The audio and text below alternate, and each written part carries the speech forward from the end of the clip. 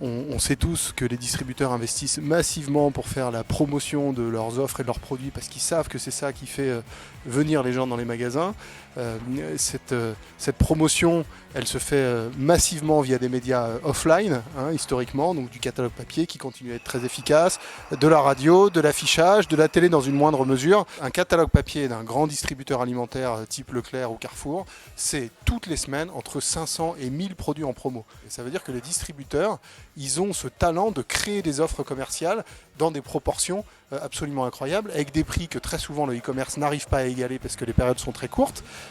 Et ce qui fait qu'ils fonctionnent, c'est pas tant le format catalogue, c'est pas non plus tellement d'ailleurs le papier, même s'il y a des gens qui y sont très attachés. Ce qui fonctionne, c'est le contenu de ces catalogues. Dans ces catalogues, il y a des offres, il y a des promos, et ça, Édouard Leclerc avait cette phrase, je crois, très cynique, qui disait « les prix bas, les pauvres en ont besoin, les riches en raffolent ». Mais en fait, dans la vraie vie, les promos, il y a une part importante des Français pour lesquels c'est absolument essentiel.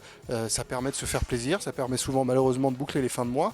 Donc le contenu de ces catalogues est très attendu par les consommateurs et le fait qu'ils puissent les retrouver de manière plus ciblée, plus proche d'eux via le digital et le mobile en particulier, ouais, ça fait de ce contenu-là, de ce contenu promotionnel, quelque chose d'extrêmement attendu par les consommateurs et donc de très efficace.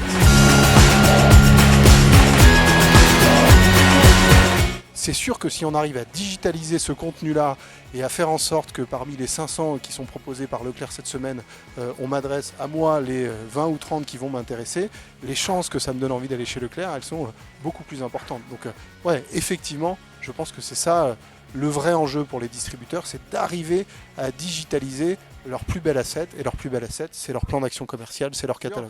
Et je pense que le potentiel du Drive to Store, ça va être la complémentarité, puis la bascule d'une partie de ces investissements vers le mobile. Mobile qui permet beaucoup plus de ciblage, de personnalisation, de réactivité, mais aussi de mesure. Donc ouais, je pense qu'il y a maturité, en tout cas dans la prise de conscience, ça c'est certain.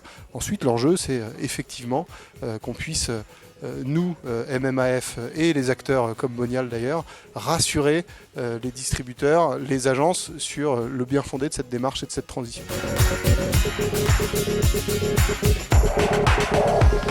Ouais, tout à fait, c'est ce que l'étude conduite par la MMAF avec Médiamétrie tente à démontrer. À partir du moment où le deal est fair play, à partir du moment où il y a partage de data dans un modèle de confiance réciproque en face d'une générosité et d'une générosité qui est souvent plus personnalisée, plus à propos, ouais, le deal est fair play et les consommateurs y sont évidemment favorables.